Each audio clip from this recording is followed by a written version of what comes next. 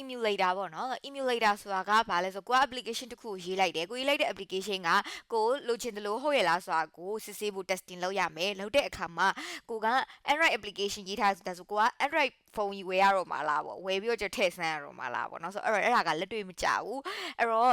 လက်တွေ့မကြတော့ဘာလို့လဲဆို emulator ဆိုတာပေါ်လာတယ်ဒါဘာလို့တာလဲဆိုတော့သူက computer program တစ်ခုပဲသူက that imitate another device နောက်ထပ် device တစ်လုံးပုံစံမျိုးသူကတူပါတယ်ပေါ့နော်သူကဒီ hardware software ကို hardware software တကယ်သုံးနေရတဲ့ခန်းစားချက်ရအောင်လို့လုပ်ပေးထားတကယ်ပြန်မဖုန်းရှိလာတာမရှိဘူးအဲ့တော့သူကကြတော့ဒီ mobile device တွေရဲ့ behavior စွမ်းဆောင်ရည်ကို mimic လုပ်ပြီးတော့ကြတော့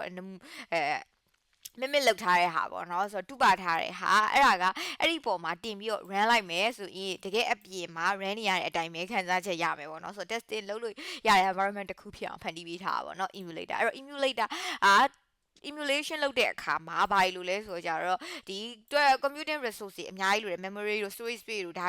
တွေ RAM တွေအများကြီးလိုတယ်အဲ့တော့အဲ့ဒါတွေရှိမှသာလျှင် emulator တစ်ခုကို install လုပ်လို့ရမှာဖန်တီးလို့ရမှာပေါ့နော်ဒါက emulator Android Studio မှာထည့်လို့ရတယ်အဲ့ emulator တစ်ခုထည့်ဖို့ဆိုရင်သူက git အများကြီးလိုတယ်ပေါ့နော် git လိုတယ်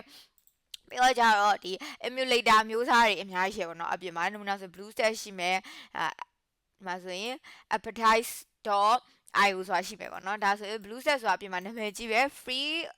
emulator တစ်ခုဖြစ်ပြီးတော့ကြတော့ဒီ Android application တွေ run လို့ရတယ်ပေါ့နော်တင်ပြီးတော့ OS ပေါ်မှာ Windows ပေါ်မှာတင်ပြီးတော့ကြတော့ဒီAndroid application တွေ run လို့ရတဲ့တစ်ခုပေါ့နော်ဒါအထိသွားပြီးတော့သုံးစရာမလိုဘူး Android Studio မှာတစ်ခါလေး develop လုပ်ရင်တစ်ခါလေး emulator မှာထည့်ပေးပြီးသားပေါ့နော်နောက်ထပ်ဒီ app နောက်ထပ်ဒီတစ်ခုဆိုရင်လည်းပဲဒါ emulator တစ်မျိုးပဲပေါ့နော်သူကကြတော့ iOS application တွေ